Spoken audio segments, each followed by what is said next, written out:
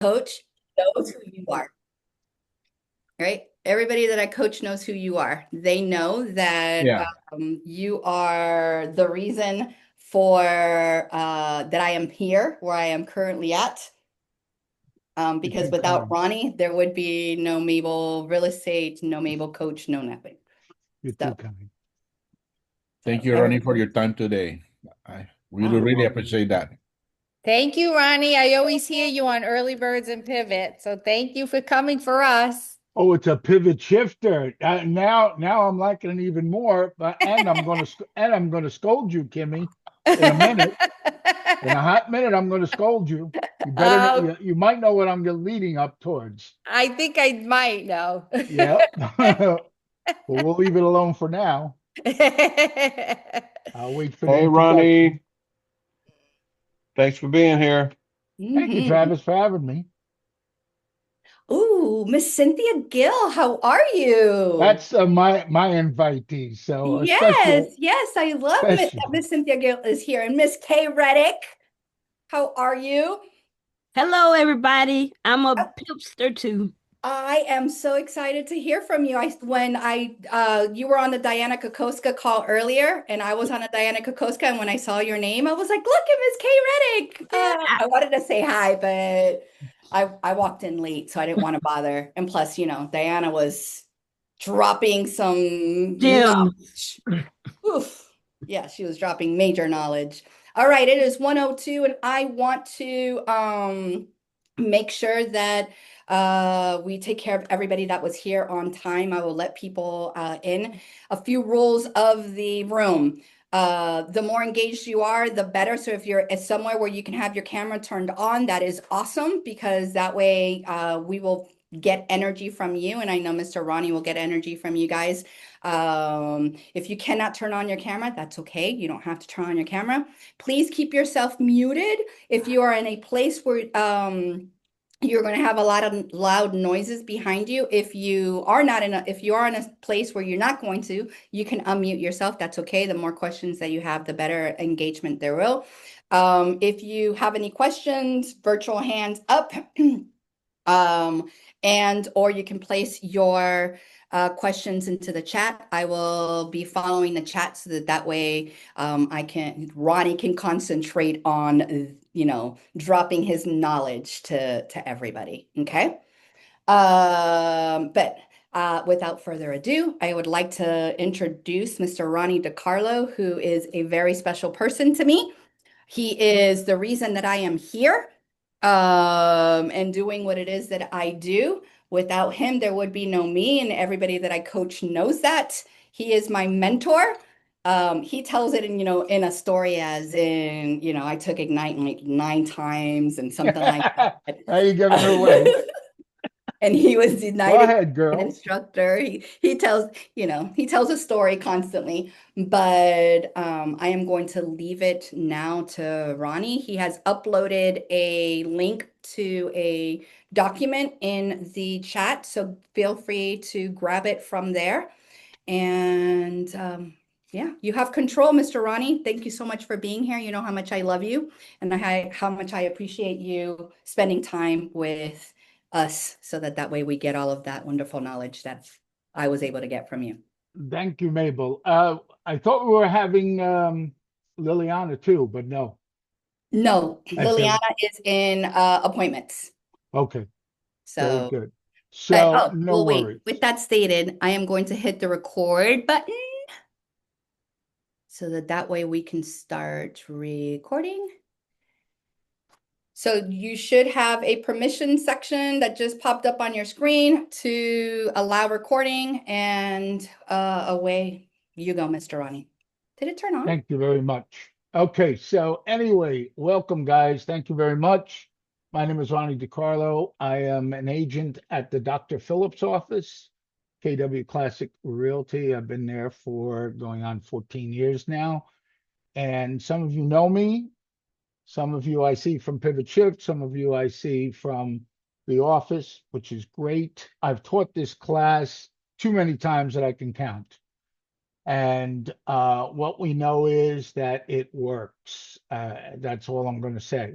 It's a simple and easy way especially today, and I've probably said it many times, because listings and even buyers this can be used for is very difficult with pricing. Pricing is the key, as we know, especially in today's market. So Mabel and I met each other almost 14 years ago in that office, and we were together when I started teaching Ignite back in 2016. She was in my very first Ignite class. And I got lucky. There were 4 people in there that had taken Bold with me. So we ran it like a Bold, and we had 4 groups of 5 as Bold teams, and it was fantastic. Little did I know that Mabel then was going to take it from me 9 times that very same year. And my mind went to, I thought she had a crush on me. I was totally wrong. What it was, as she said, was we constantly learned from each other by doing it every time. And that's how we grew together in this business and in this industry.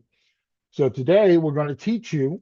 First hour is going to be mechanic wise, and that's part of the handout, how to do a CMA, how to get in CMA. And I'm going to tell you guys straight out, I've taught this class so many times, and people still would come to me and say, hey, I've got to do a CMA because I'm doing a listing presentation tomorrow. I said, did you go to the video? Do you have your notes? Oh, I can't do that. And they expected me to do a CMA for them right then and there. Well, guess what? I did it for them, because part 2 of this class, the second hour, will be how to justify the findings from Realtors Property Resource. And that's basically how you do a CMA in less than 8 minutes, is by using the tools from part 2, if you're in a rush and can't do it. And I'm going to tell you, prove me wrong. I've proven more times than I can count that it'll work. It'll work and help you. So that's basically what we're going to do on the second round. All right, so show of hands. How many of you know what RPR is? Okay, great. So you're not unfamiliar. How many of you know that RPR can also be used in a mobile version? Very good, because the mobile version you can use when you're out there in the fields doing it. All right, so I promised I was going to say something before I start. Guess what, guys? Oops, let me quiet that. Sorry about that. $25 KW. $25 KW cares. That's an oldie but a goodie. All right. So we got people here from Florida. We got people allegedly from Jersey, etc. But wait a minute. How do I even know that? If you're on Pivot Shift, we tell you. If you're on exactly what to say, role play, we're on, put next to your name where you're from. Who likes mailbox money? Ah, so you know what mailbox money is. That's great. Yeah, that's somebody in another jurisdiction called you up and say, hey, I'd like to use you with my buyers or sellers. So this is about getting referrals too, guys. That's why you're here. So if you want referrals, put where you're from, because you're all becoming my referral partners if you're not from Orlando. I know you people from Orlando, so I ain't using you, but I know people from other jurisdictions. And if you don't know how to do it, it's the 3 buttons on the top right of your thing. Go rename and put it in there. Oh, look at that. Kim is from Naples. So when I have somebody in Naples, because I ain't driving 3 hours down to Naples, I'm going to have Kim service them. Thank you, Kim. Now I know where to send my Naples people. All right. So let's get started. Question number 1. Oh, you didn't know there was questions, did you? What is a CMA? Comparative market analysis. Very good. That is the technical term for a CMA, comparative market analysis. What is a CMA not? An appraisal. Very good. Alberto, you've been to this class before, I guess, right? With you a couple of years ago, but Uh-oh. I asked Mabel to get this class because you are very good teaching this class. Well, thank you. So it's not a CMA. Why? I mean, it's not an appraisal. Why is it not an appraisal? We don't not licensed to run an appraisal. That's one good reason. What's the second good reason? We need to be certified. Okay. Third good reason. Not our job. Okay. All right. Conflict of interest. Not a conflict. Okay. Conflict of interest. Okay. All right. So in the essence of time, let's save it. It is not an appraisal because you don't pay for it. But is a CMA the same exact thing as an appraisal? Who's ever gotten an appraisal? Yeah. Would you agree it's three actives and three actives are pending and three sold? Yeah, that's what an appraisal is. Now, Yes. can you use more? Yes, they do. We're not going to go into the details of that. But the idea is, guys, it's a CMA is exactly like an appraisal. And you're going to find out a very big aha as we go into showing you RPR. The thing is this, every one of you here can do a CMA. Well, on the pivot shift call, if you're not familiar with that, ask Mabel, she'll tell you. We turned around and about 2.5 years ago, we renamed it. We renamed the CMA as an equity analysis because in 2021, during the boom, appreciation was off the wall. So everybody did a CMA, but nobody did an equity analysis. Well, what do you mean, Ron? Well, nobody called it an equity analysis. So we decided we call it an equity analysis. It's the same exact thing, but guess what? It's how you get business. And the way we were preaching on pivot shift was you should do 2 equity analyses every day, Monday to Friday. Send them to your database. And that's how you'll get business. Those of you that have been with Keller a long time, if you remember the Kelly app that started when Command came out, the snapshot was an equity analysis. And all you did was put snap, zip code, and send it to your customer. And that gave them an equity analysis. How many active, pending, sold, etc. Same thing you can do with RPR. Same exact thing. Give me 1 second here. Ooh. Let me turn this off so we don't get bothered anymore. You're up to $50 to I'm KW telling you, Cares. I'm turning it off. Hey, That's the way I'll get left Mabel, alone. Mabel, is it like I take it the hot sheet and put it there? Or I'm wrong? So what? I'm The, sorry? I'm sorry. The MLS hot sheet or no. Okay. The equity analysis. I'm just hearing that term before.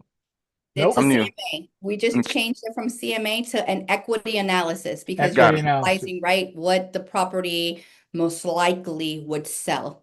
Absolutely. So they should have a certain Absolutely. amount of equity from there. And Got when it. we get into the reports, I'll show you how to use a quick equity analysis to get business. All right. Okay. So let's get right into it. We're going to go. You can use the handout. I'm also going to put it here anyway, and we'll play back and forth. I'm also going to go live. If you are in your MLS, you can go live with me if you're in Florida. Okay. Because that's what we're going to use. We're going to use a Florida property to do this. So let me get my share. And I know you gave it to me. There we are. There's the share. And let me see. There we go. Okay. Can everybody tell me if they see it says get a CMA in 10 steps? Okay, great. All right. So it's very simple, very basic. You log into your Stellar MLS or your MLS that you have. All right. We're also next going to go and do a property. You're going to put the property into the address and you're going to see how we're going to get this. So I'm going to take it and go live with this because it's much easier. It's more transparent. So I'll just switch off here. Let me just get my MLS up. Multiple listing service. All right. So. And just a caveat, just because it's Stellar, that's just Ronnie's MLS. Everybody should be able to do the same exact things on your MLS. That is absolutely right. Because how many of you are with the National Association of Realtors? You remember? Yeah, you all are. So you all got that. Okay. So we know that. All right, so hold on, I gotta reshare. It's not picking up my. All right, let me cancel this share and I gotta redo it. Okay. All right, come on, Zoom. All right, there we go. Stop the share. And now I should be able to pick it, and there it is. Perfect. Okay, so now you should see my multiple listing service, Stella. Okay. Now we're going to use an address. The address, you're going to learn about MLS too. How about that? You didn't even know it. So the address we're going to use, our test one, is 8991 Cuban. And with the MLS, most MLSs work this way too. Less is more. Less is more. And what do I mean by that? That's all you got to put in. You don't have to put in the full address. The full address, when I hit the magnifying glass, oh, that's called a glitch. In 1 second. You have to put on a space after the numbers. Oh, there was no space. Thank you. No. Yeah. All right. So now we have the space. We got it correct. There we go. So there it is. The first one there is the one that we're looking for. It's the active one in Paradise Palms. It's 8991 Cuban Palm Road in Kissimmee, Florida. I'm going to click on the multiple listing service number. It's going to bring up the broker synopsis, right? That's the broker synopsis. Please, please, please. And in the handout, this is step by step what I'm going through. So if you want, you don't have the MLS up, then just look at the handout. It's going to follow it step by step the same way. But I want to make sure that we account for our time the right way. All right. So at the top here are these beautiful icons. Do not ignore them. These are very, very, very important. Okay. Number one, you will see that the ADOM right here. Does anybody know what that stands for? Average days. Average days on the market. It's actual or active days on the market, not average. Actual or active. 183. The CDOM. Does anybody know what the CDOM is? Cumulative days. Cumulative days on market. That is absolutely correct. This is how agents get found out. Let's put it that way. Everybody wants to get the timer to reset to 0 because the buyers that are looking to purchase this house, when they see 183 days, what do they think? This house Something is is wrong with the property. There's either something wrong or it's overpriced. Now, this is where market knowledge comes into effect. This is where market knowledge comes into effect. At the list price of $530, is it overpriced? Yes. Maybe. The reason being is market knowledge. It's in Paradise Palms Resort, which is a 5-star full-blown resort in Kissimmee with amenities. It's in a short-term rental, very successful short-term rental program. And the sellers are not going to give up days on market for showings because they have bookings. But the clock keeps ticking. Now, if you don't know that and your buyer says there's something wrong with it, they're absolutely wrong because now they want to make lowball offers. Now, we will see, in fact, if this is, in fact, overpriced. The second thing to help us with our CMA is down here at the bottom, history. History is big. History is big. So history says that this was new on 3/10. What am I looking for here? I'm looking for price reductions. It's 183 days on market. I know it's in a successful short-term rental program, but guess what? The market right now is very, very, very, very, very volatile. And what do I mean by that? Is it today in Florida, in this market right now here, is it a buyer's market or a seller's market? Buyer's market. Okay. Based on the days, buyers. Okay. Now, based on the data, coming to us from Orlando Regional Realtor Association. We are getting very, very dangerously close to a balanced market, which means what? It's not a buyer's market. It's not a seller's market.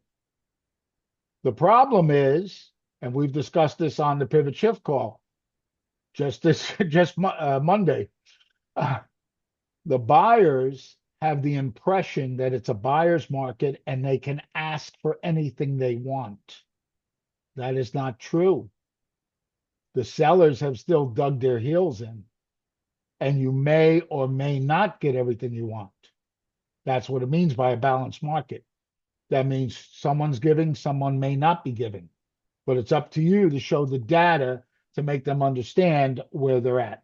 Okay, so with the handout, across the top here, we have these beautiful, beautiful, beautiful icons. The last icon on the left is the one that we're going to use. It's called RPR Property Report. When I click on RPR Property Report, it now takes us to Realtors Property Resource. That's what RPR stands for, Realtors Property Resource. Okay? When it comes up to Realtors Property Resource, if it didn't come up for you, you either have to sign in. If you can't sign in, I'll make it real easy for you guys. On the bottom left, there's an 800 number. They will get you in less than 5 minutes. Do not do it now. Do it on your own time. But it's that easy to get connected. So right now, we see the property information. The list price is $530,000. That's the list price. Okay. It also states that the RVM, that is the realtor valuation model, is at 53520. This was last done on 8/20/2025. Today's date is September 9th. Generally, usually, mostly, RPR will update every 2 to 4 weeks. So there's an update that should be coming very, very soon.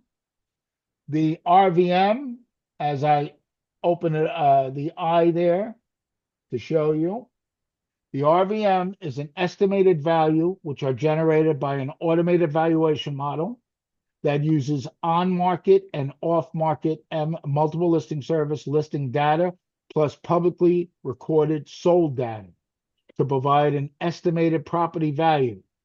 And RVM is the most accurate estimated value.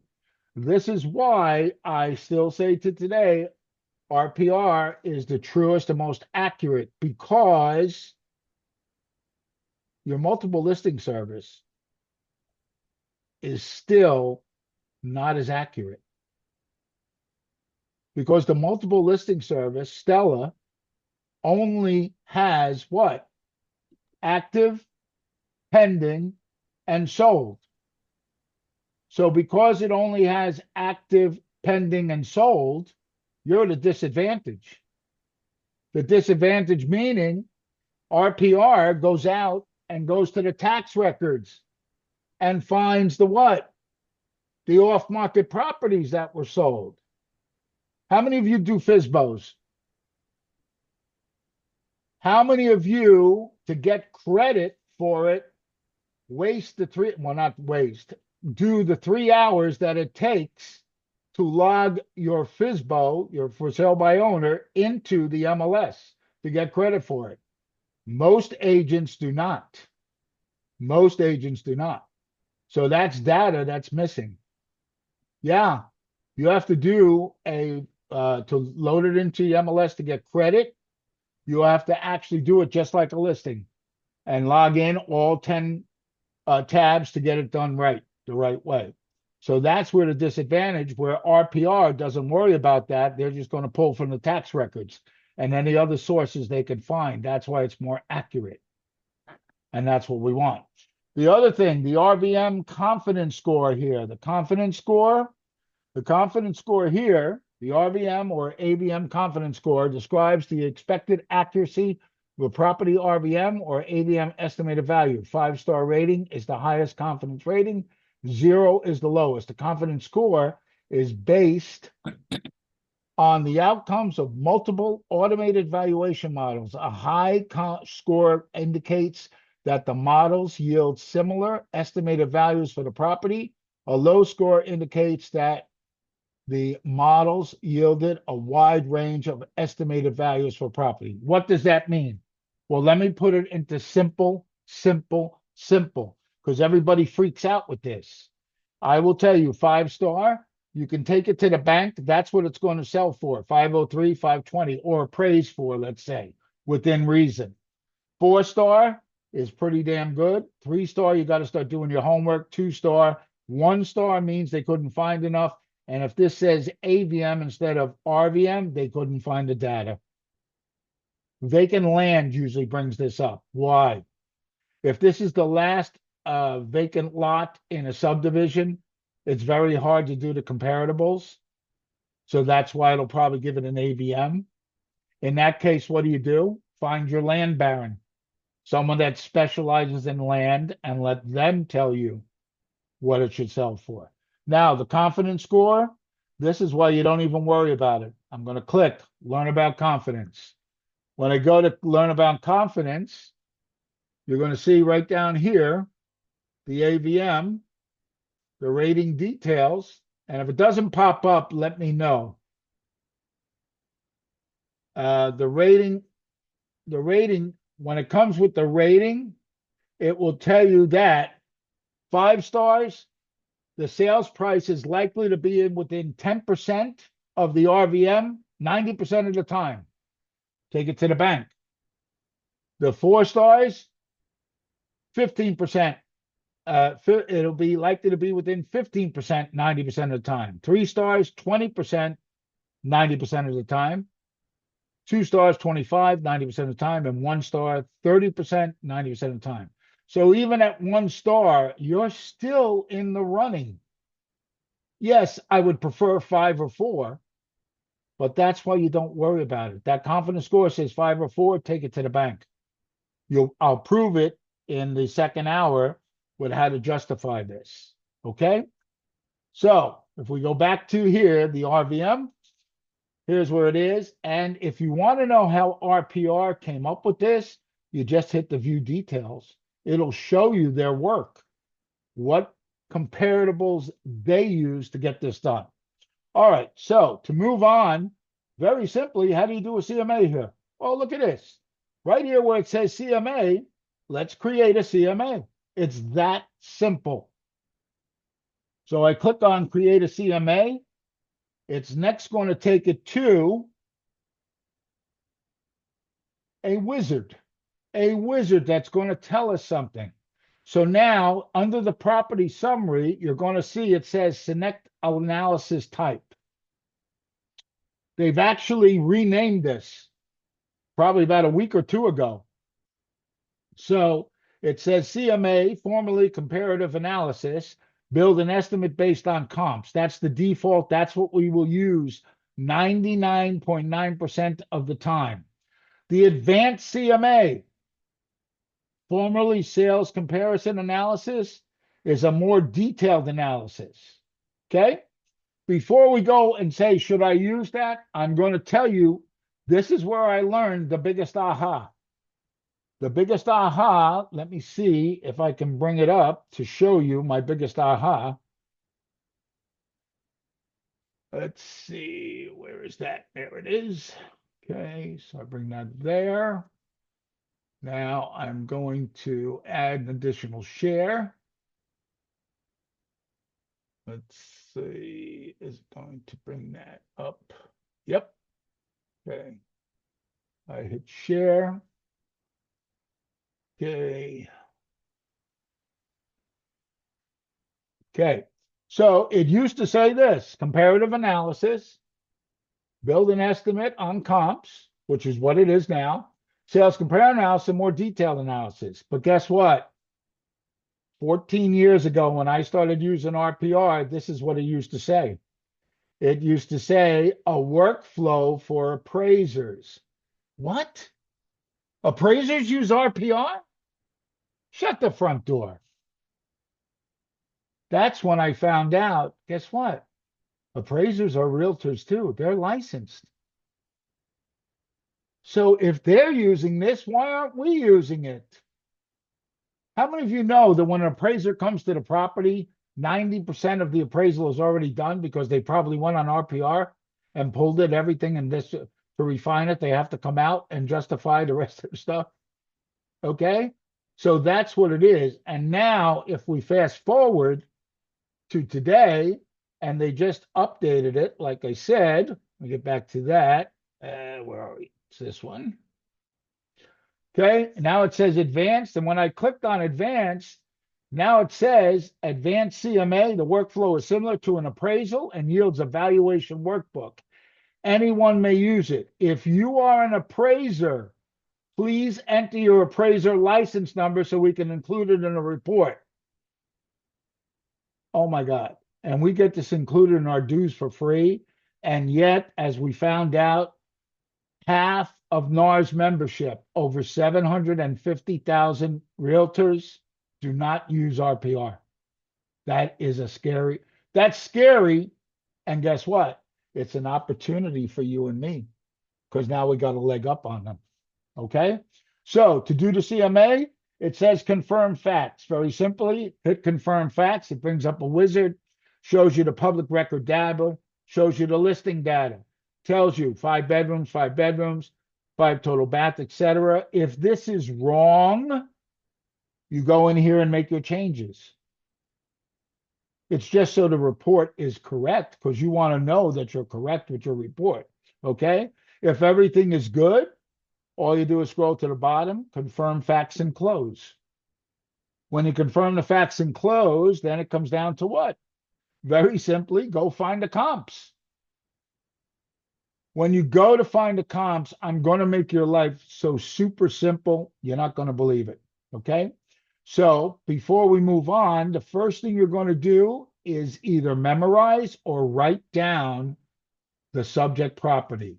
So this subject property, I'm specifically wanting to know the living square area is 3,015 square feet. Okay, it is 5 bedrooms, 5 baths. It's built in 2012. That's all I want to know. That's all I want to memorize. I have my little cheat sheet that I wrote it down on, so I have it here for me. So I'm ready to roll with it, okay? I scroll down. Some of you may prefer to use the draw a shape map-wise to get your comparables. That's fine. The only caution I give to you, if you don't know the exact area of the subdivision, you may bring in inferior comparables.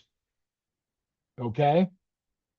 So you can draw the shape, box, radius, polygon if you want. If not, you can stick with the way I've done it.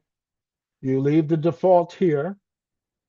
And then here's the other thing. This is how up-to-date RPR is. Prior to the pandemic, the default was in the last 3 months prior to the pandemic, because that's the way we were taught. You only go back 90 days. Now, appraisers will go back a year and give a weight based on the comparable to do that. Then during the boom, 2021, during COVID, the default was 6 months because they couldn't find comparables in 3 months because everything was escalating. And fast forward, it went all the way to about 2023, half of 2024. And then mysteriously, I noticed it changed back to the default, which is now within the last 3 months. So now it's back to this. But guess what? What I found out, because I did this, I think I did it Sunday or Monday, I did this. 3 months didn't work for me to do this the right way.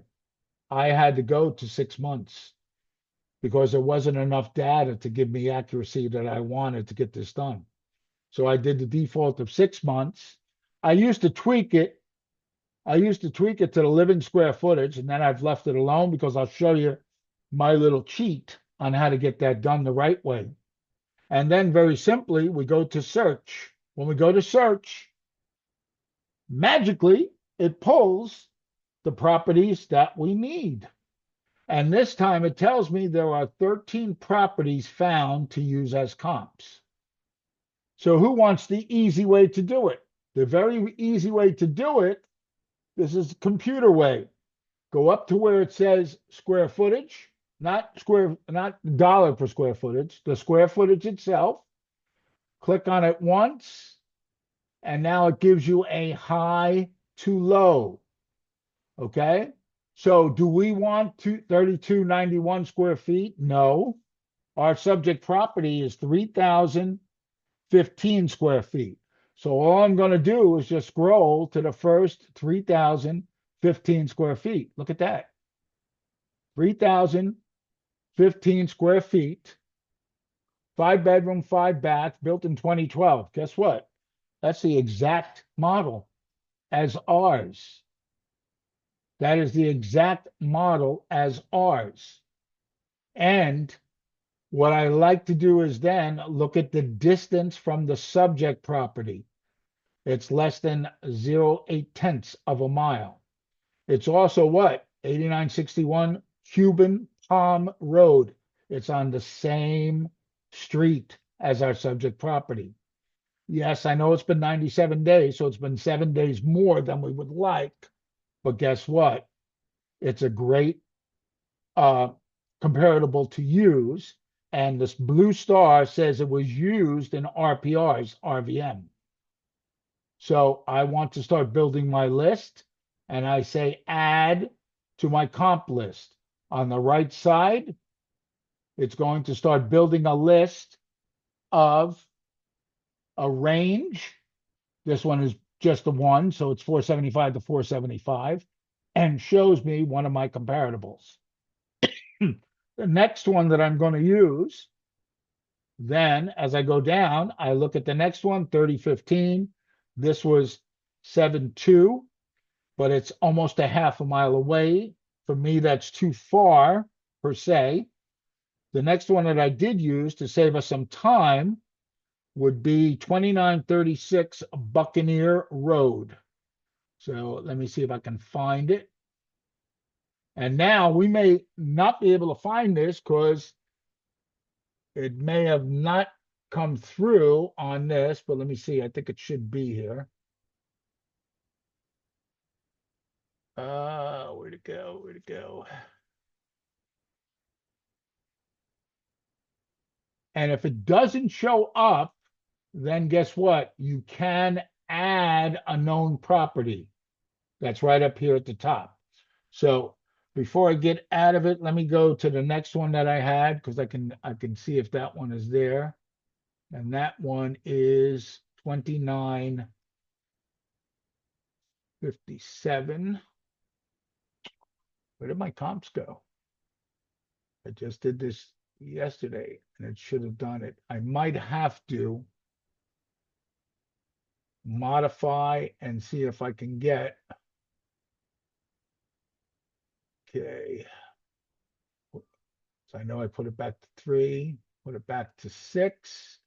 I thought I saw a Buccaneer on there, Ronnie. Oh, did you see it? Okay, I might have missed it then. Thank you. All right, so let's see. Buccaneer. Sugar Palm, Beach Palm, Stromboli, Magistry, Stromboli. No, I don't see the Buccaneer. Oh, there it is. 29. No, that's not the one, no. I want 2936 because these are the actors we're getting into. All right, oh, you know what? What if it went past 6 months? It might have just went past 6 months. Those 2 days might have made that difference. Hold on. We'll get it even better then. Go to 12 months. So see, it depends when you do this because I was preparing for the class. So that's why it might have went out of it. So let me just see. Okay, down to 3015, 2936. There it is. So see, it was 91 days on 3/7, but guess what? It's closer to the property. It was 499, 5.5, built in 2014. It's 2 years newer, but same exact model. So that's the one I was looking for, 2936. I'm going to add that. And then the last one that I was looking for was 2957 Beach Palm. There it is right there. 509 it sold for, 315. and that one was on 3.7. I'm going to add that. So now on the right side, you're going to see I have the 3 sold. Can I use more than 3? Yes, you can. Be careful. When you get into using too many, then your buyer or seller may want to go to one of them if it's higher or lower. Okay? But right now we've got 3 good solds. So now I have to go to the actives. So now we're going to just scroll down to the actives. And when we get to the actives, we're going to do the same exact thing. Just go right down to 3,015 square feet. And this one is unique because this neighborhood, it looks like everybody is selling on the 3015, that model. So the 3 that I used was 2985. That was listed on 520, 0.4 of a mile, right around the corner from the subject. The next one I used was 8894 Candy Palm, 0.27 miles, okay, at 545. And then the last one that I used was 8923, and that's 0.9. That's right on Cuban Palm. That's listed at 499, 500, round off. Same exact one. So those are the 3 I used for the active. Now, I'm going to throw this out there only because I want to teach you something. Ronnie prefers pending over active. Does anybody know why? Contingencies have been removed.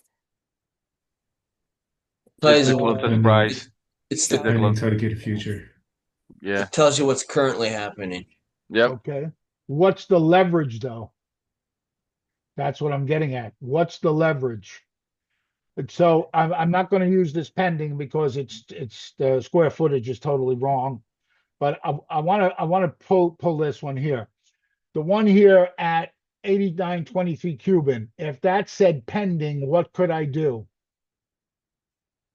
Call a listing. Call the agent, agent. Find out. Very good. Now I got people that know what they're talking about. And why do I want to call the listing agent? To find out the price, the actual contract price. And are they going to tell you that? No. If you're real nice, they might. Nisi, I love you to death. But Nisi, what would you really say?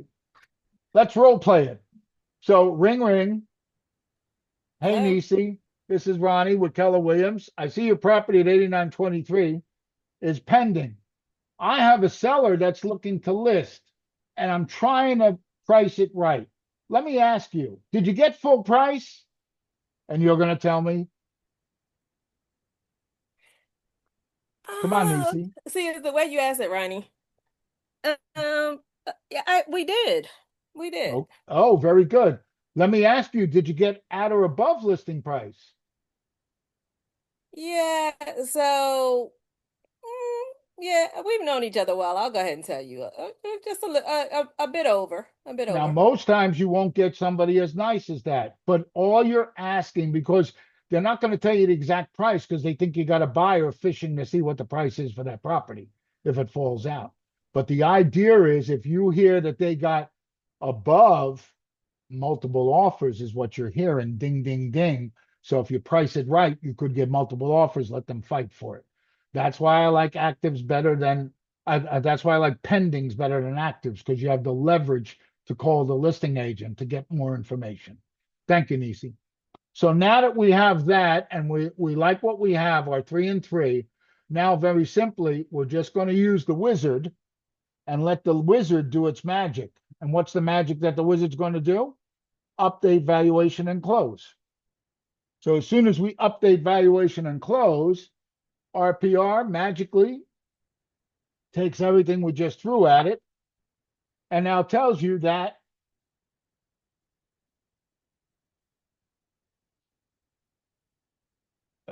wait a minute, where'd it go? It didn't do what I wanted. Why not? Hold on. Just did the range. Yep. Are you guys seeing a figure there? Because there should be a figure. Ronnie, Yeah. when it's done, you'll get a doorbell ring. Yeah. It's downloading right now. No, that's the report. We're not doing a report. No, right here where it says edit. Look at your It gives you- tab. it It's gives still you- spinning. It gives you a range. but it doesn't give you the Do you total. want the copy of the comps you chose for this property for your advan oh, wait a minute. Wait a minute. They're talking advanced CMA. I don't want advanced CMA. Let me see if I can do this. No, it's supposed to show you right there once we do it here. Okay, so it just went back and clicked it. I wonder it's because I went, yeah, I think it went because I wanted to choose. All right, give me 1 second, guys. We got plenty of time. I'm running ahead of schedule, thank God. All right, so let's get back, and we had to do it 12 months. All right, we got the 12 months. We hit search. Okay, 23 properties, square footage. Okay, go down here. Okay. And we want 8961. We want 2936. And we want 2957. Okay. And then for the actives, right down. And now, once you get to learn this tool really well, you see, even though I'm teaching it, reality is if I just had to do this, it only took me less than 5 minutes to find everything that I need here. Okay? Once you start learning how this tool works, it really is easy. So now when I hit update valuation and close, the wizard should take it now and spit out, there it is, 505, 515. That's what you want. That's what we came up with our comps right now. That's what the comps are telling us. What did our PR tell us their RVM was? 503 and change. That's why Ronnie keeps saying I didn't even have to go through pulling comps. I could have trusted our PR and just go with that right from the get-go. Because that 2000 is not making a difference whatsoever. But that's the point I'm trying to make. Now that we're here, now you can do 2 ways. You can go right to creative report. I like to go back to property information. So I go right back to property information. It shows us the page, and it shows us 530. RVM was 503, 520, 504. RCMA came in at 505, 500. Now, if I want to create a report, yes, I can go and create the report. Now, with the reports now, the reports that have been in here forever, the legacy reports are going away in November. The new reports that are coming are the next generation reports. You see, it says here, create legacy reports. They now have the new buyer template, the seller template, CMA template, etc.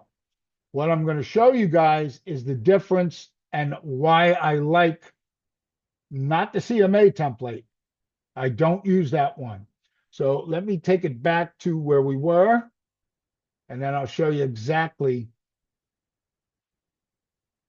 And then since they've been doing these updates, it's been a little more difficult to get things. So now I'm going right here from create a report.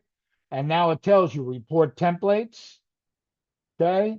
My templates, RPR templates. So if I go to RPR templates, now it's going to show you all the templates. These are all the templates now that they have. It has the legacy reports. Those are going away in November. So that's why I'm telling you, you're going to have to learn the new templates, and the new templates have previews. So because I have time right now, yep, we still got time. I'm going to show you why I did not choose the seller template, why I did not choose the CMA template. Here's the CMA template. I hit preview. How many pages is the CMA template? 48. Yeah, I'm not sending a 48-page CMA. Okay? And if I do it 2-sided, it's 24 pages. My CMAs for the last 10 years have only been between 10 and 12 pages double-sided. That's why I don't like this one, to be honest with you. Okay?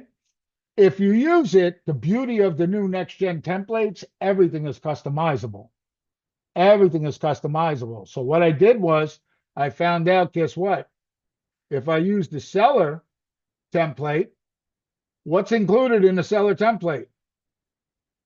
It's right here. CMA. Yeah. So why do I have to send 48 pages, which I shouldn't send, unless I'll take it back. If you know the disc profile, a high C is an analytical that wants more and more and more and more and more information. So if they're the type of a high C, use the CMA one and bury them with all that information. You're only emailing it to them. Okay? So I'm using the seller one 99% of the time. If you want to use it, you say use template. You can name it, property address, and then the report title, I just took it and copied it and renamed it the same thing. I hit continue. It loads. Now, on the left side is the customize side. And guess what? It lets you customize everything that you want. So the first thing is the report cover. This is what they see. If you've never been an RPR, you probably don't have all the detailed information that I do. So if you don't go up here to where your pretty picture should be and go in there and do your profile and update it all so it pulls there automatically, then every time you do a report, you'll have to edit the cover and add all your stuff in. So word to self, homework assignment, do it all. Go do it. Property summary lets you choose what you want. Okay? Basically, I'm leaving everything in there. The only place I go to really tweak this is the photos. I don't need 7 pages of photographs. I do not need 7 pages of photographs. They know what their property looks like. So I tweaked it to do 1 page and 1 page only. The only other thing you want is to make sure that you have this, because it's one of the best part of the RPR that they have now. Let me see. Is it under neighborhood? It's under neighborhood summary. And that's the AARP livability index. Look, you don't have to be over 50 to have AARP. But what does it do for you in a report? It tells them that a score of 50 or more is beating the nation average. So in housing, the score is 51 of this property, 39 on the neighborhood, transportation, environment, etc. This is great for a buyer or seller to help them make the decision. Am I purchasing or am I selling in the right neighborhood? Where am I at? So this is a great tool to use. It also just added in, this is new, top 5 occupations in this area. So guess what? This is good for what? Lead generation. If you want to lead gen and go after people that are in the food industry, retail trade, etc., or arts, entertainment, and recreation, what do you mean? Tourism? Yeah, that's what the neighborhood's good for, because the occupations in this area, that's what's in there. So it's a great tool to use. All right. So once you get that done, then you just do is download the report and be done with it. So I'm going to save time. I'm not going to download the report. I already have the report downloaded. So let me make sure I have it here. Okay, so there's the finished product. Let me see if I can get to share it. Should be there. And I go share. Can everybody see the report? Is that a yes? Yes. Okay.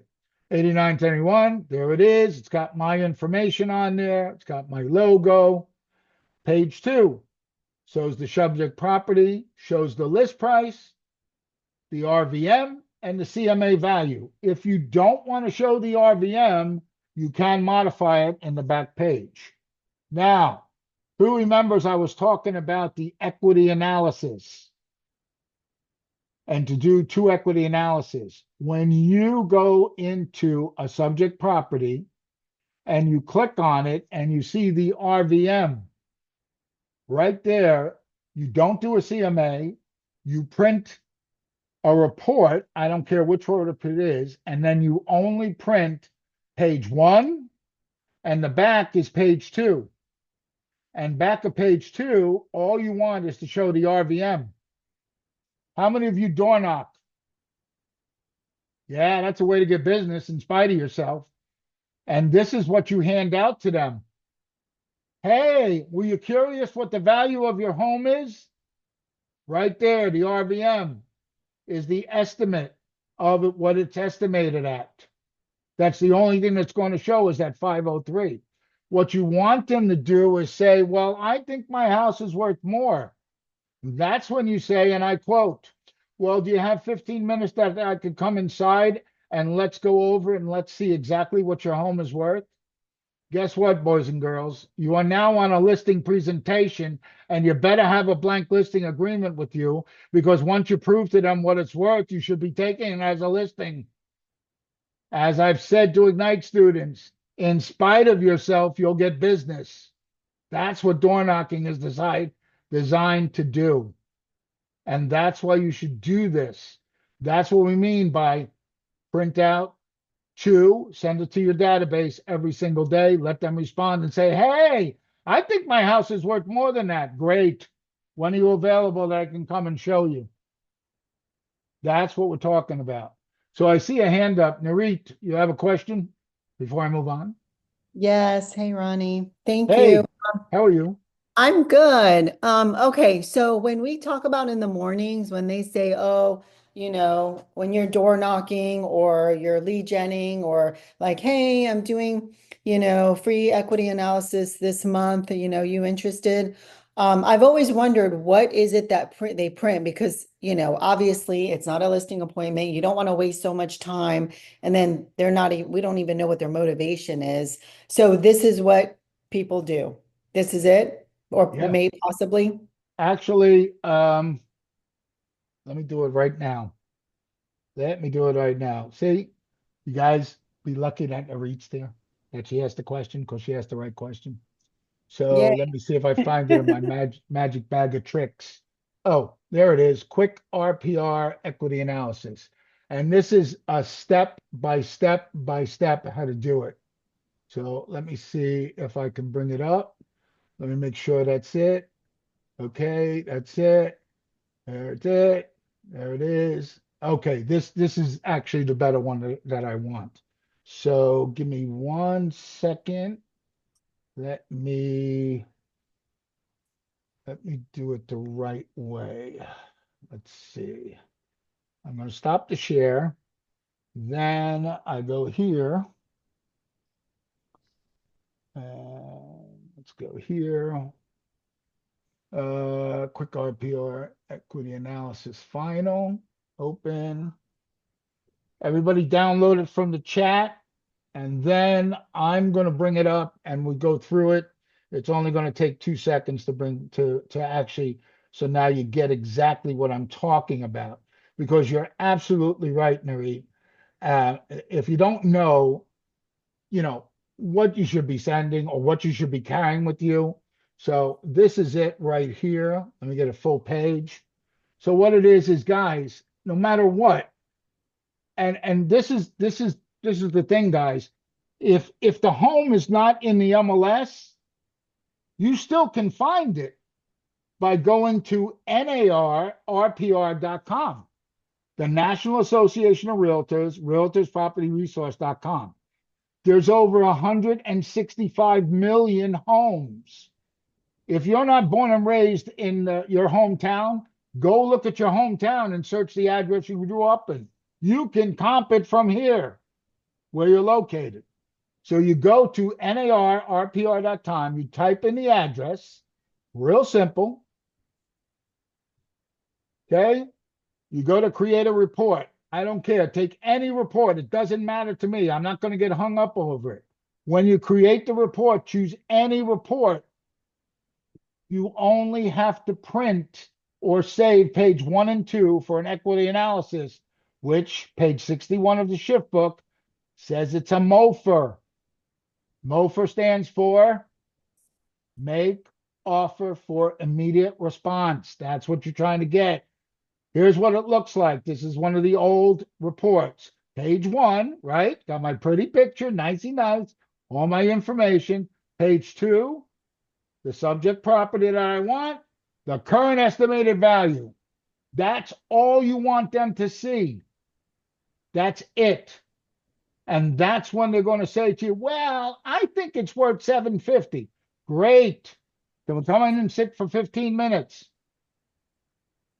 When you go door knocking, if you choose a neighborhood, I don't know, pick 20, pick 50, and print out these one pagers, double-sided, of those homes. And the way I was taught, guys, I don't door knock by myself. Ladies, you're not going to answer the door to somebody 6 foot looking like me. That's why I used to take, and because I'm in a predominantly Spanish neighborhood, I used to take door knocking. One of my little Latin ladies, her name was is Edith Madera. I used to take Edith with me. And because we knew our scripts and we used to tag team, because people would answer the door to a couple. Less offensive. And if we wanted to save time, she'd take one side of the street, I'd take the other. Keep an eye out for each other. And that's how we would door knock. And before you go to, well, I'm not sharing the lead, stop it. Stop it. Stop it.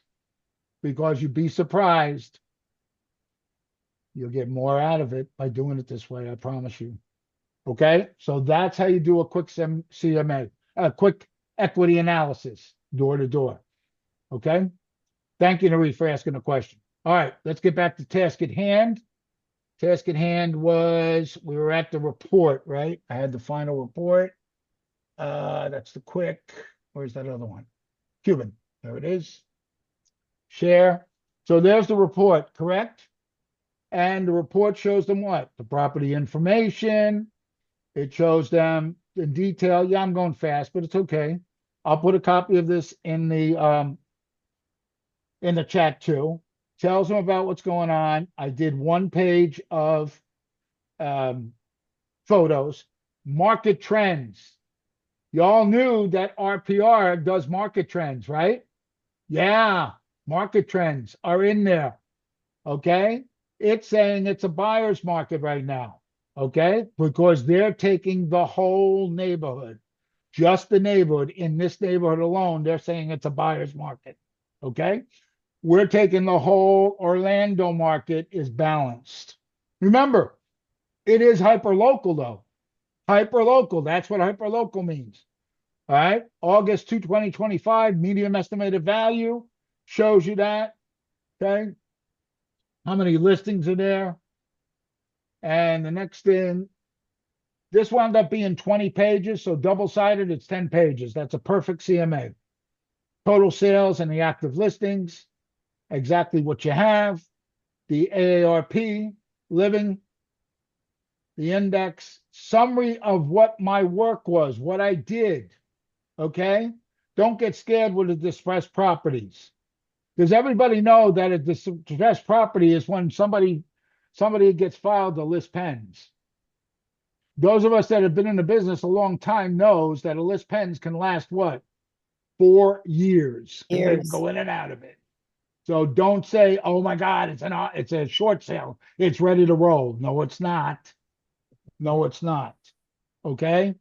But you're going to get people that are new. You're going to get people that just say, oh, it's distressed. That means it's a short sale. No, it's not. All right? These are all of our comp adjustments and everything. They show you exactly the paperwork, everything that was done. Shows you exactly how everything was done. Gives you plenty of detail, making you look like a true professional that you really are. Okay? And that's what you want, guys. You want to be able to use this because nobody else is. Nobody else is. That's the problem. And that's the scary part. Here is the pricing strategy. So when you're sitting in front of a seller and they say, well, I don't know if I want to list it at that because I think it's in. So here's where you start. Here's where you start letting them know exactly what we're looking at. What we're looking at. That's number one. The sold price comparison shows the lowest, the highest, the median. Okay? You don't want to overprice it. You never want to take an overpriced listing. A good friend of ours that's on our pivot shift and on our EWTS, Stephen Gandell, he'll say to you, why'd you take an overpriced listing? When you complain that it's been on the market for over 100 days. Yeah. Why did you take an overpriced listing? The last page about RPR lets them know how good you are and why this is such a powerful tool. All right. So we've ended the first hour. I'm now going to go in and justify what we're talking about here. What we're talking about exactly with why RPR came up with this 503 as came up with 503, and our CMA came up with 505. Okay? All right. Any questions before I move on? I have one, but it's basic. It's about the adjustment on the bar. That's more a driver opinion than anything else on the comparison. You know, when you got all evens, you got better or worse, that's more likely like your opinion. I'm just Correct. asking. No, correct. So you have to understand this, guys. This CMA that I'm doing is your time valuable. Say yes. How many of you know you're worth an hour? No clue. No clue. You want to know the $790 an hour. How much? $790 an hour. Man, you're cheap. I want to use you. You're very cheap, inexpensive. Here's the easiest way. One of the greatest buyer's agents I ever met taught me a long time ago. His name is Sean Kokoska, Diana's son, who wrote the 20-point buyer presentation that I still use today. He says, Ronnie, the only inventory a buyer agent has is their time. Use it wisely. So I took it as, okay, so the seller side too. So I said, wait a minute, what's my time worth? So here's how you figure out what your time is worth. Take your average sale price. Okay? I'm going to make it easy. Our average sale price in our area, I'm going to round it off as 400,000. Okay? I don't want to cross any what's the rules there? Commission rules or something. I use 3 chickens as that. 3 chickens times 400 is 12,000. Ronnie DiCarlo is worth 12,000 an hour. When you start believing that and living and dying like that, you'll stop making stupid mistakes.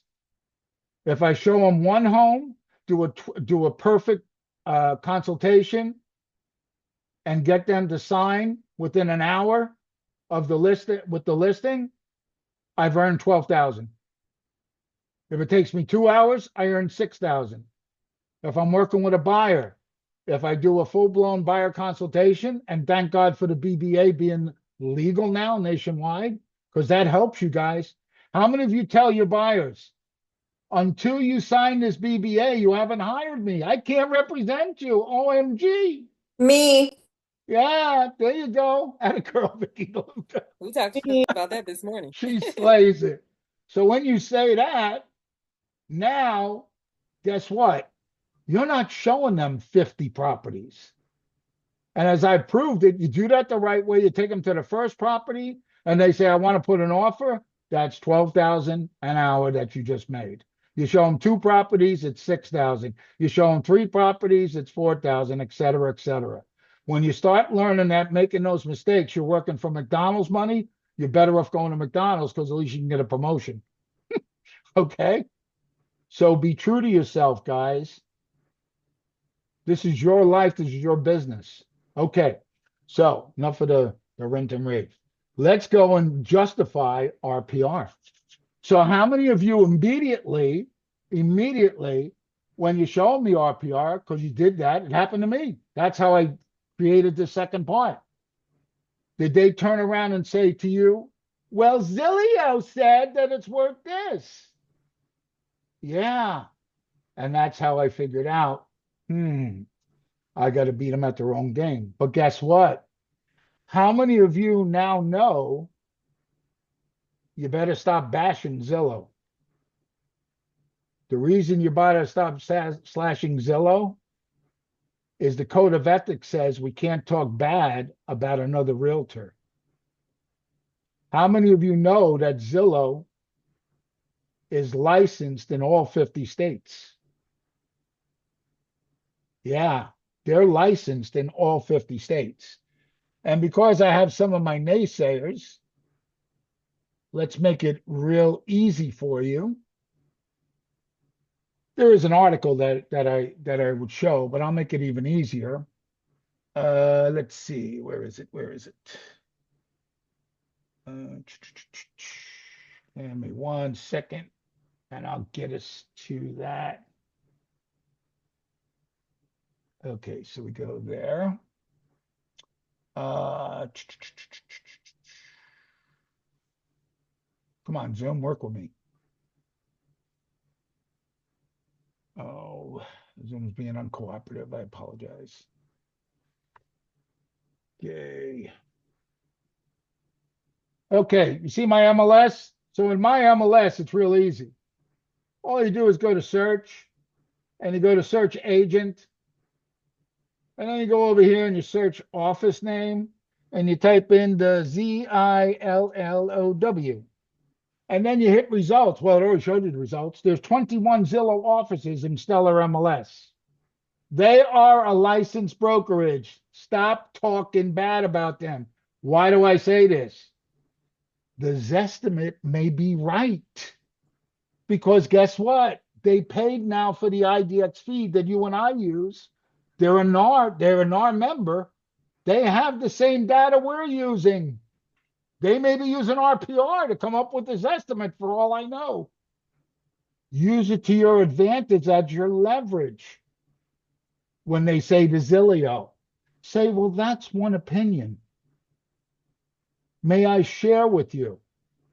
Now, I would already have this done when I go to the listing appointment because I come prepared.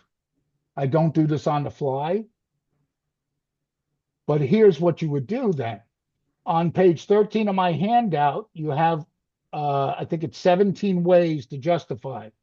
Because what I learned is your buyers, sellers, and investors are already using these tools and they're using it against you. And what they're doing is they're going to the same sites. It took me 6 months to perfect this because I had to find sites that you didn't have to sign up and give your information. And they're out there. And your buyers, sellers, and investors are using these same sites. So we're going to start with the sites. And I'm going to go right through them. And this is what I meant in the beginning when I said, if you come to me and say, hey, I missed your RPR class, but I got to do a CMA and I got to have it for tomorrow's thing. I'm going to go here and go through these sites and say, print these out and bring it with you because that's all you got to do. Because I'm not going to take time to do a CMA. So when I go there, I'm going to go, and the first one I'm going to go to is, we need the banks, but they're nasty. And here's one of the first nastiest banks out there. And that nasty bank, just give me 1 second. I got to get my thing done the right way. Because I can't type, so I copy and paste. Copy. Okay. And it's called Bank of America. I just go right there, I paste, wait for it to come up, I click. Oh, 492.6 rounded off to 493. So Bank of America says it's 493. I'm already starting my little cheat sheet that I'm writing down. Okay? I'm writing down on my little cheat sheet. All right? I'm going to go quick with this, guys, to save you guys time because I want to respect your time. We only got 45 minutes more. I go down and I go down into my justify and I go to the next one. The next one is that other nasty bank. It's called Chase, Home Value Estimator. Go right down here. I plug it in. Cuban. Go. I click search. It says 526. I've written it down, 526. Okay. I come and I go to my next one. And that one will be, so there's a couple of ways you can do this. I'm going to do it this way first. So this is realtor.com. Did you know that you can go on realtor.com and you can track your home's worth? What? You mean they just got like this estimate? Yeah. And all you do is put in the address. You do the clickety click and oh, what? They have an estimate? Yeah. They have an estimate. They have an estimate. Look at that. What they do? If you can't beat them, join them. If Zillow's doing an estimate, we'll do an estimate. Now, when you're on this site, if you're on here, this site does not give you the magic that you really want. And what do I mean by that? If you are on your multiple listing service, you should be able to go to, let me get back to right over here next to Realtor's Property Resource, Realtor.com Pro Search. Yeah, you're a pro. If you don't have an account with Realtor.com Pro, meaning that you signed up and have it, shame on you. Because then when you do, you come here, yeah, it shows the estimate. But then as you scroll down, I'm sorry. Then you would click on View Property on Realtor.com, and it allows you now to see the real estimate, and it shows you Quantarium, which is artificial intelligence telling you what it's worth, CoreLogic, where they're pulled from, and sometimes Collateral Analytics will give you another one. That's 3 more different opinions that you could use. Okay? So that's 3. 2 banks was 5. That's 5. Okay, we keep going. So that's more that you can use. So let's go now to the next one. And that would be, this is called Cocoon. Cocoon is artificial intelligence. And it says leverage AI to grow home equity. You put in the address the same way. And guess what, guys? Do you see me logging in or signing up with an account? No. And that's what your buyers and sellers and investors are doing. They already have this data using it against you. So Cocoon came up with 466.7, 467, rounded off. It'll also tell you the projection forecast that in 2030, they think it's going to be worth 469. Are they right? Who knows? Maybe. Don't care. This is another thing that you could print out and take with you. See, when you decide which ones you want to take with you to justify your RPR or what you recommend as the price, instead of saying, well, it says 505, but I want to list it at 575. No, because I don't make the market. I interpret it. And Mr. and Mrs. Seller, the market has spoken. And what it's speaking is these 5, 6, or 7 different things that I'm showing you. The market is saying the average is X. We'll get to that at the end. Let me continue on because I want to make sure we cover everything for you. All right. So the next one would be another nasty bank. It's called Penny Mac. They're nationwide. Do the same exact thing. Put it in. Tell me not a robot. When it comes up, just choose it. Get the home value estimate. They have 5074. I wrote it down on my little cheat sheet. It also shows you what they pulled from, guys. So you also have the comps that they used. And sometimes if it's very low, it's probably because they used last year's comps. So you may just want to take that out and refine. But if it's making your case, what do I mean? If I want it to be 505 and I'm at 507 here, leave it alone. It's making your case. But it's another tool that you can show them. Okay? What's the beauty? If they don't believe you, they can go to these sites and see it for themselves. You're not hiding nothing. You're showing your work. You're being full disclosure. All right. The next one is another bank called rate.com. Rate.com, you can go in there, do the same exact thing, paste, see my home value. Rate came in. I passed it. 518. Ronnie, do you Yes. ever use Cloud CMA? So here's the thing with Cloud CMA. We had Cloud CMA back in the day. Before now, you got to pay for it, and it's $119 a month. We had Cloud CMA. What I didn't like about Cloud CMA, if you asked for 20 properties, they gave you active, pending, solds, and rentals. I don't use rentals in a CMA, number one. Number two, you had to subtract 17. You couldn't pick 3. Okay. So it was too much work for me. Okay. It's part of my MLS, and I just And wondered. that's fine. It's just another tool. It's another tool that you can use. But the thing, once again, that I like about RPR, it pulls from the tax record, so it's bringing you off property to give you more accurate data. Cloud CMA doesn't pull from tax records. So let me not discourage you.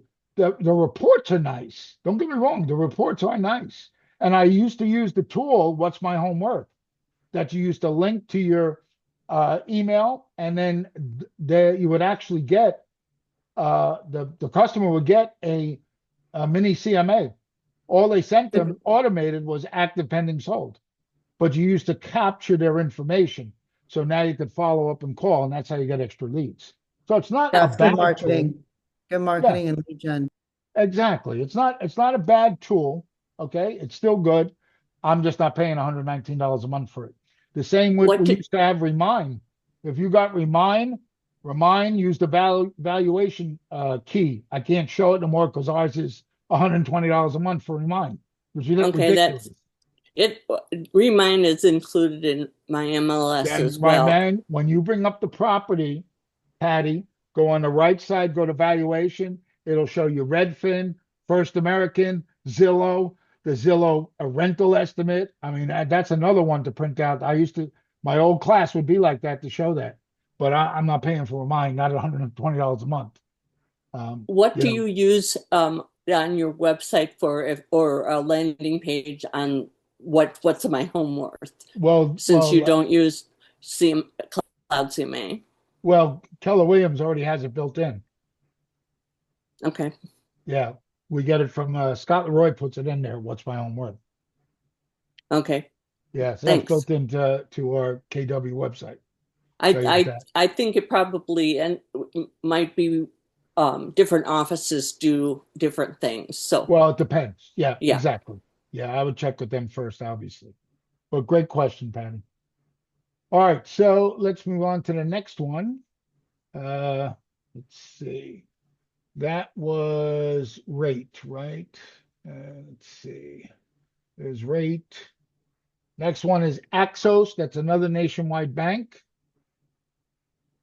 And we paste in. Let me see.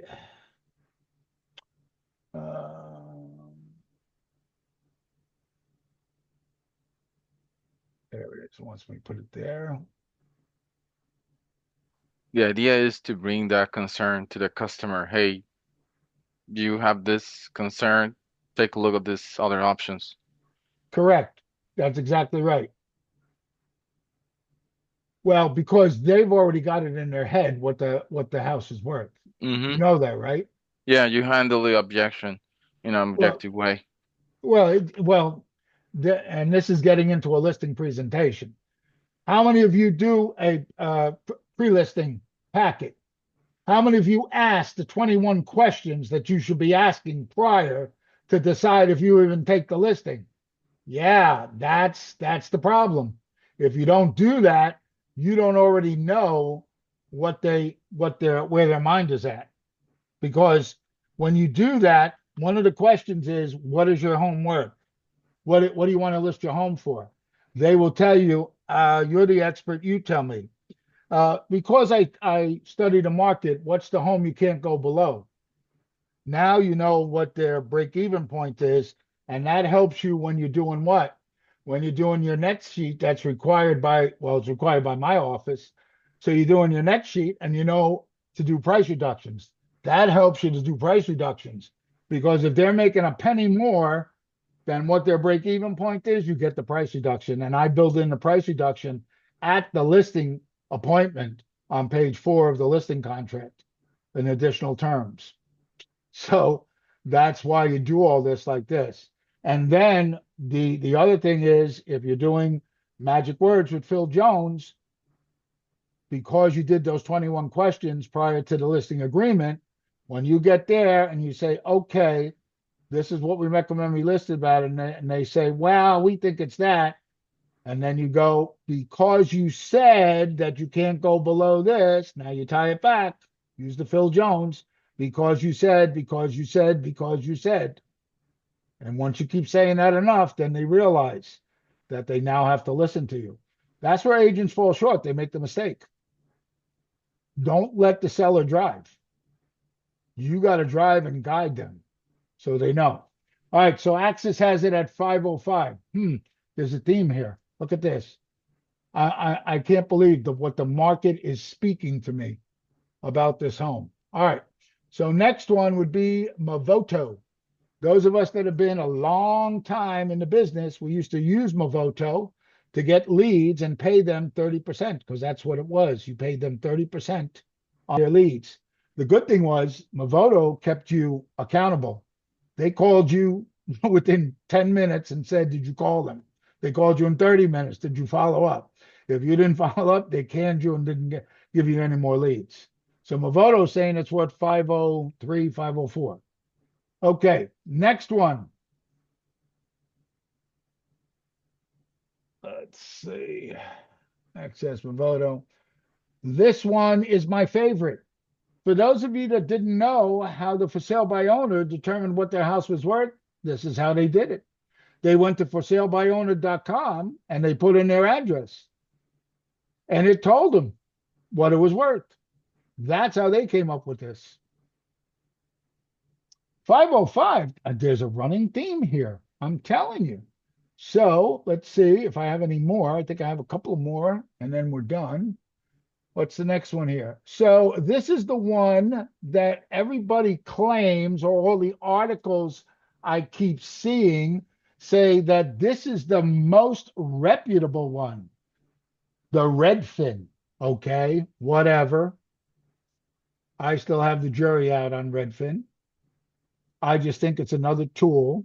So now it says it can't find it. So then I start backing it out because I got to find where they're finding it. And then they find it.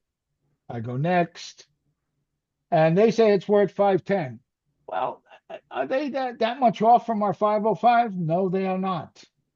I don't think they're any much more than any of the other 10 that we just used or 12 that we just used.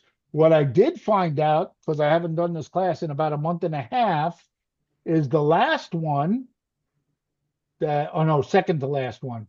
Second to last one that I'm going to show you, which I used to use religiously, is another major bank, and that's called Rocket Mortgage. So this one didn't come up like that, and I was like, wait a minute, why didn't it come up? So then I went to Rocket Homes, okay, and it says my house value, and it says claim your home and get a free estimate. So I type it in. That's back at Redfin. That's not at Rocket. Yeah, because Rocket uses Redfin. Okay. Says Redfin powered by Rocket. Yeah, they own So them. that's what I learned, that Rocket is now backing up Redfin. Okay? I used to have Rocket separately, but they went and bought, or they're part of Redfin now. Because that's what it now tells me. Redfin powered by Rocket. So Rocket is now backing Redfin. Okay? And they're also owned by Zillow. Well, that's true. Yes. So it's just one more opinion is the point. And then last but not least, because I didn't want to leave us out there in the cold, let's just use the one that they all know and trust. So I went to the Zillow, right? And what did Zillow tell me? 517. Actually, when I did this 2 days ago, it was 505. So Zillow now, 2 days later, says it's worth 517. Maybe. That's okay. I don't care. This is the point I'm trying to make, guys. I don't care because I'm going to print out the ones that I'm going to take with me to the listing appointment. Okay? I don't know if you could see this paper. But what I've done is I have all of them listed that we just went over. I added them all up. I divided by them. The 466, the 517, the 505, the 507. And you know what the average came out to be? 506. What did RPR tell me in the first place? 504. What did my CMA say? 505. Why did I waste this 2 hours doing this when I could have just clicked one button and took it to the bank 5-star with RPR? Holy smokes, I blitzed it. Wow. We got plenty of time for questions and answers or anything else you might have. So basically, that's it, guys. That's it. That's how you would do this. And after we take the questions, I do have a couple more things I'm going to show you. So funny that two people that I'm with 5 days a week, probably for 3 hours every morning, are the first two that I have questioned. Miss Nisi Draper from Baltimore, Maryland. Send all your referrals to her in Baltimore, Maryland. She's actually tri-state, DMV. Okay. So, Ronnie, when it came out at 505 or 503, what would you advise that your client list that? Well, before I answer that question, let me tell you this. It's listed at 530. They haven't dropped it in 180 days. But if it was a new listing, guess what? You did this, you went to the listing. They should be dropping this property. Now, if I was working with a buyer, I would have offered 505. If this was your listing, there's two ways to play this. There's two ways to play this. Back in the day, I used to preach. Don't list it at 505. Why? That's what you want to net. Give that girl if you want multiple people to come in. Give that girl a gold star because you gotta count for who knows what seller fees are. How much for seller fees? This should be like this. Okay, I'll tell you. It's actually 9%. And that's based on a co-broke of no, both sides though. Add to both sides. That's including both sides. Okay. Look at Mabel because we don't want to get caught in any commission things. So with that kind of thing, 9% is what the seller fees are. Ronnie can't do 9%. Not in my head, but I can do 10%. And guess what? When the seller says, well, what are my fees going to be? It's 10%. Because then when the next sheet comes in and it comes in at 9, they're like this. But if you tell them 9 and it comes in more, then they're like this and they're mad at you. 10% is the easy. So I got to inflate this by 50,000. So I need to list this at 550, 555. That was back in the day. Nowadays, because of magic words, pivot shift ahead, inspire, this is what you ask them. Mr. and Mrs. Seller, do you want to list it to negotiate offers? Or Mr. and Mrs. Seller, do you want to list it to sell? If you want to list it to negotiate, you list it at 550. Because the buyer looks at it at 550 and they're not offering 550, they're offering 525. maybe even less. So that's the difference today. So Nisi, your question is valid. So no, I'm listing it to sell because as we have learned, you can never underprice it. You can never underprice it. You can only overprice it. Yeah, you want to round off, list it at 510. Whatever. I'm happy. List it at 510 and run with it. Okay? Does that answer your question, ma'am? Miss Vicky DeLuca from South Florida. You should know better. Good That's afternoon, everyone. Thank you so much, Ronnie. You are absolutely amazing. So my question is, because we have all of these banks, and I just want to make sure I'm doing it correctly, when I have basically all of these numbers and then I average them all, is that fair to say that's the number that they should, of course, adding in the negotiation amount? Absolutely. Okay. Amazing. Vicky, the market has spoken. Mr. and Mrs. Seller, this is what the market's telling us. If you went into Bank of America, they're not going to loan you for more than this, what they're telling you. Well, they're one of the low ones. Let's go with Penny Mac 507. If you went into Penny Mac, they're not going to loan you more than 507. So we can't list it at 560, 570 and expect to get this money. Well, I'm just testing the market. Well, you're not testing with Ronnie DiCarlo. I don't take overpriced listings. Ronnie, question.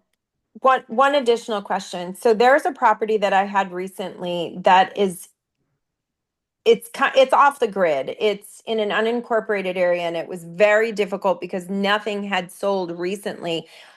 Obviously, doing all of this is going to be the only way to go about it because you don't have tangible closed sales. So what in addition can you do beside just that?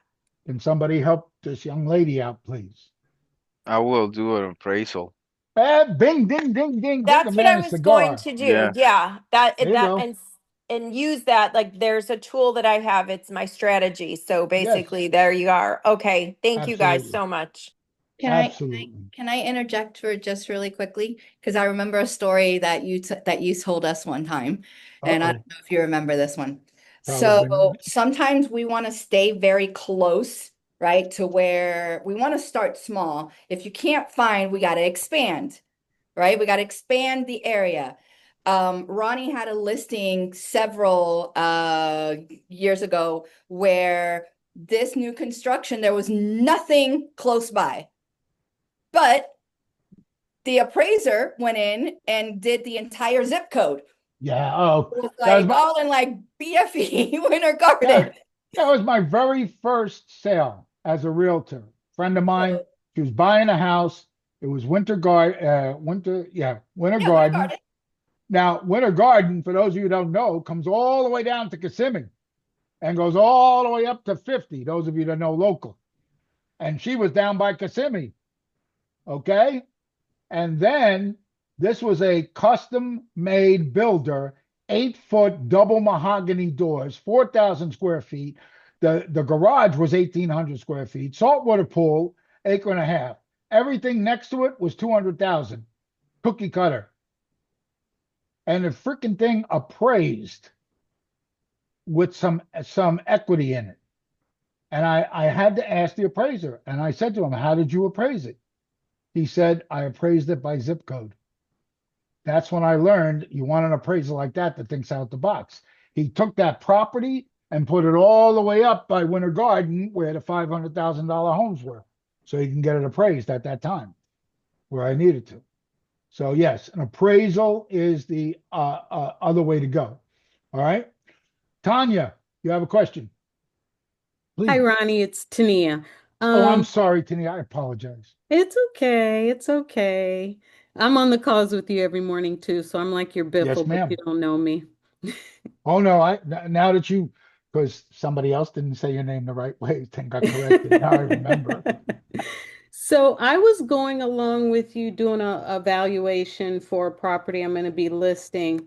My seller wants over 800 for it, but I was looking, funny thing is, did you use all the mid prices? Because some of them had low and high. So no. You pick and choose what you want.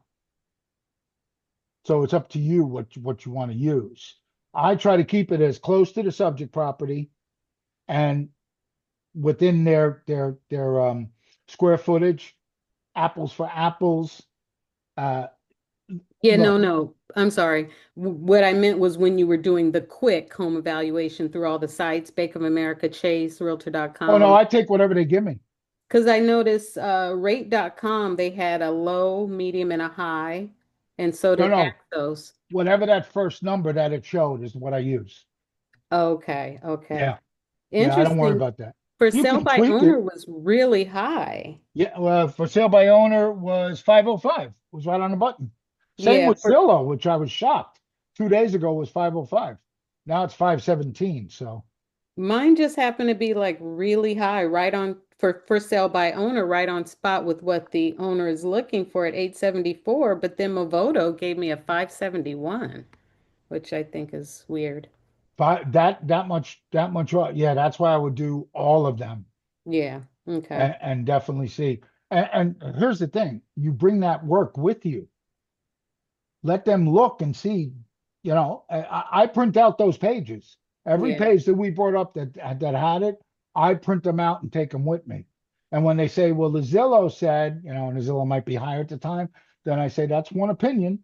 Here's RPR's opinion, and here is the rest of the market. And then shut up and let the silence do the heavy lifting. Right. And Okay. remember, he who speaks first loses. Right.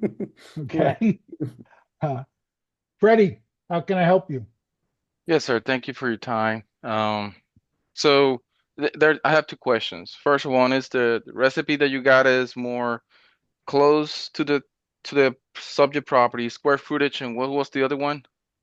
You mentioned Distance from the house. distance Anytime from from the our roof. house, square footage, and year was? No. Yes, year. Can I You're give right. them the recipe? Here's the recipe, because I don't think I heard you say it, and you typically do. So here's the recipe for you guys to get apples to apples versus apples to oranges. Okay. You're reading my mind. Your year time frame. Your year time frame should be 5 up, 5 down. 5 up, 5 down, meaning if the house was built in 2000, I can go to 1995 and I can go to 2005. 5 up, 5 down. Square footage should stay within 300 square feet. 300 square feet up, 300 square feet down. Okay, that's going to guarantee that you stay. I learned from the best. Come on now. That's going to make it where you are going to have apples to apples versus apples to oranges. Okay, keep it very close together so that way now you're selecting. So when Ronnie had the selections, right, it brings you everything that has sold in the area and you have to pick. Stay close to those numbers so that way you can then go up, you can then actually compute correctly, because it's going to eliminate some, it's going to give you some. Did I get all of them? Year, Yes. square footage? No, the distance. Distance. So the way to remember the distance is street, subdivision, and then keep going.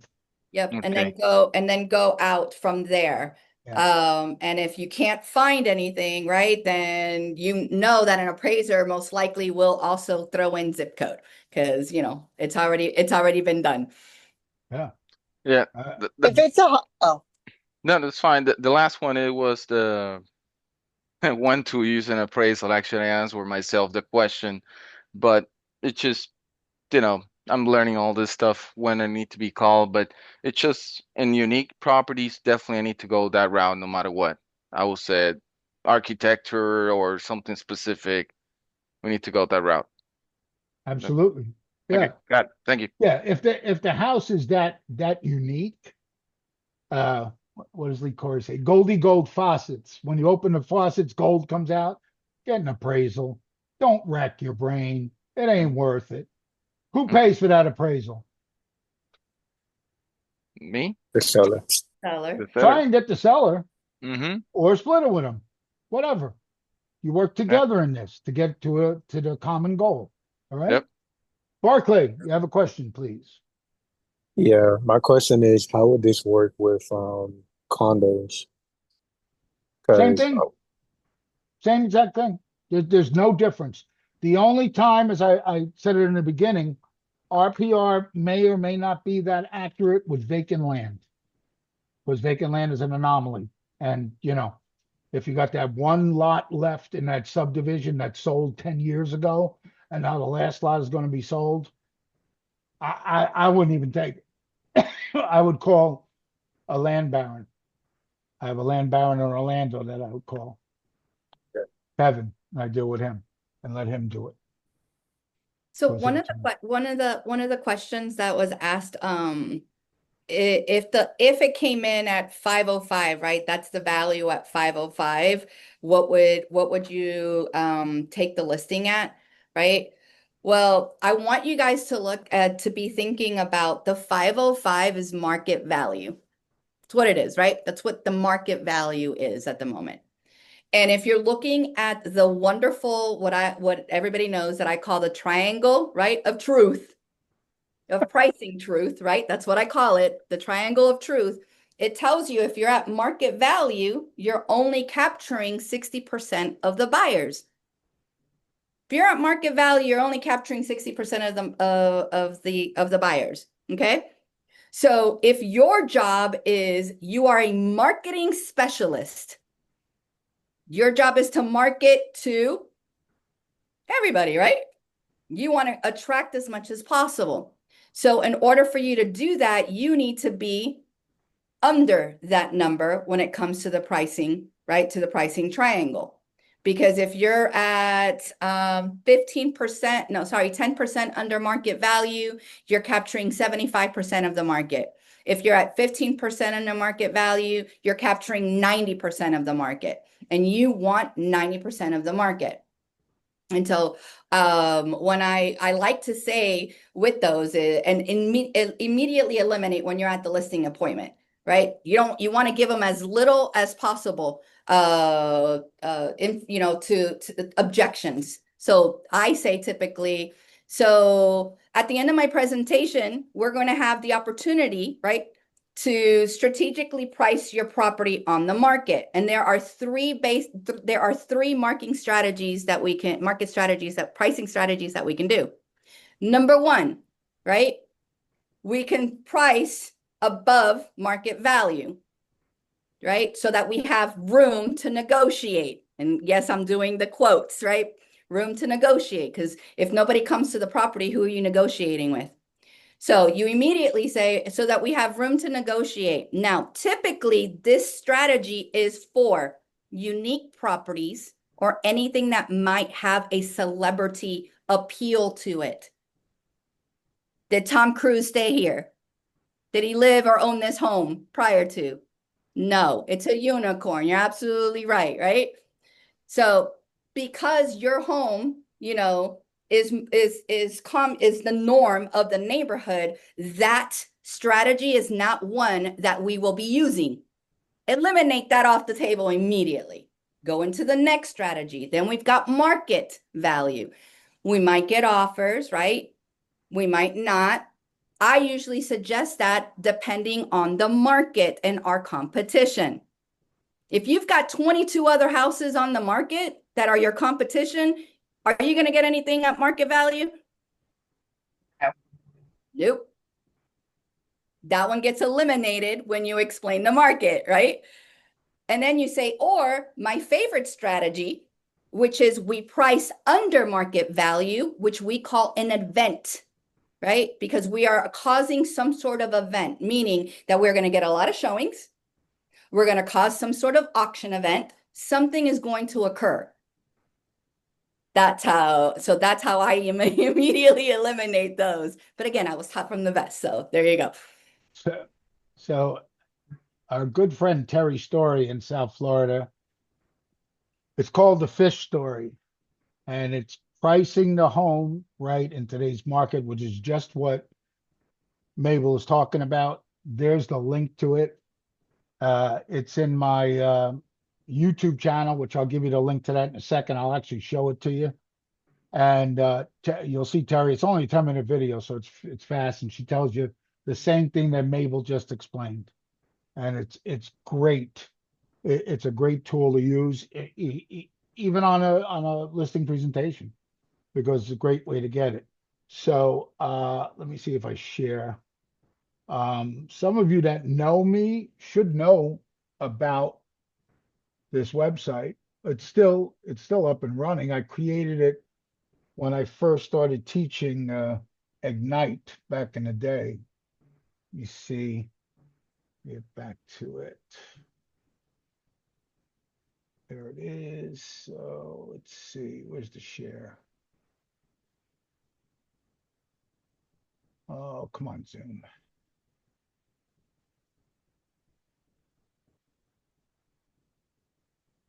So it's called KW Classic Captains in Training. My name, you can find it. It's open. It's open to the world.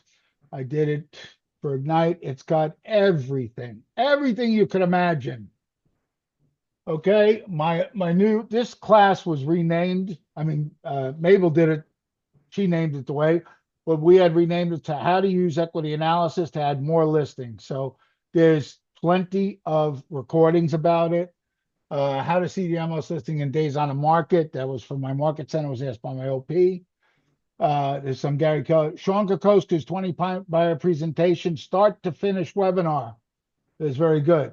Are You a Lazy Agent? Phil M. Jones is a great one. How to use your app if you're with KW. Let's see what else we have in here. My mega open house class, if you want to do a mega open houses. This young lady, our good friend Erica West, that's her interview, 20 minutes. She started the day after COVID, knew nothing. Her first year, she did 12 deals because she got on a call every single day and did what she learned what to do. She now runs 2 teams, one in her hometown of Michigan, and now where she lives in San Diego, California. Her second year, she did 450,000 GCI, 36 transactions. She's 26 years old, soaking wet. Okay? So if you think you can't make it, just listen to Erica. I'm telling you. There's a couple more equity analysis classes on there. Get the listing signed every time. Okay? There's Terry Stories, pricing your home right. I think there's a couple here. Me and Mabel might be in here. Mabel might be in some of them. 7 of open house. Equity, exactly. There's some Ignite ones from a long time ago for objections. 6 personal perspectives. You're more than welcome to use it. You're more than welcome to look at it. All I ask is that you subscribe to it because it helps to put it up there in Google land. So I think, Barclay, you had a question. I wanted to make sure we answer your question. I already did. Thank you. Okay. So I wanted to make sure we had that right. And it's the channel. Let me see if I got the channel. There it is. I copy it. I mean, you can use the Terry Story thing there. And let's see, get rid of that. And paste. There's the link to the channel to get to the channel itself. All right. Any other questions? I have a quick question, Ronnie. Yes, ma'am. I missed the first 2 minutes when we started. You had mentioned something about a handout. Is Yes, that ma'am. something? Oh, hold on. Let me see. Let's see. I should be able to just put it right in, right? Where is that? Copy. While you're looking, Ronnie, is this obviously this was recorded. Will it be sent, or how can we access the recording? Go to my YouTube channel. Okay. Because it'll be on there eventually. So if there's no other questions, I'm going to leave this for the greater good. Mabel, you're going to love this. So back in the day when we were teaching, Mabel and I were teaching contract classes. So in the state of Florida, there are 58 blank spots on an as-is contract, 61 on a standard contract. And we said, and I quote, you never leave anything blank on a contract because Mabel or Ronnie will take advantage of you because we know we can. So never leave nothing blank on your contracts, guys. Never, ever. I don't care what state you're in. If it says, if blank, then you're leaving it wide open for me to take advantage of you because we know we can. We see it too many times. So, okay. Thank you so much for the opportunity, Mabel. I want to thank you, Ronnie, for being here. You know I love you. You're one of my favorite people. So thank you so much for spending time with us and giving us wisdom. Because I even wrote down a whole bunch of stuff that he's been keeping secret from me because he usually calls me to give me info. So he hasn't given me those, so I wrote it down. So thank you so much for your time, Ronnie. And I think Vicky has her hand up. I just wanted to say one thing, that Ronnie has changed my business, and I want to be very, very grateful right here to say if you don't use this, this is going to change your business. And it gives me the confidence to price correctly. And thank you again, you guys, so much. Excellent, excellent. And do what we say, right? Send out these equity analysis. You should be sending out at least 2. So I'm going to challenge everybody on here to send out at least 2 a day. Trust me, you will get opportunities for listings if you send out 2 a day. Okay? You guys all have a wonderful day, and if you need us, let us know. Live long and prosper. Bye.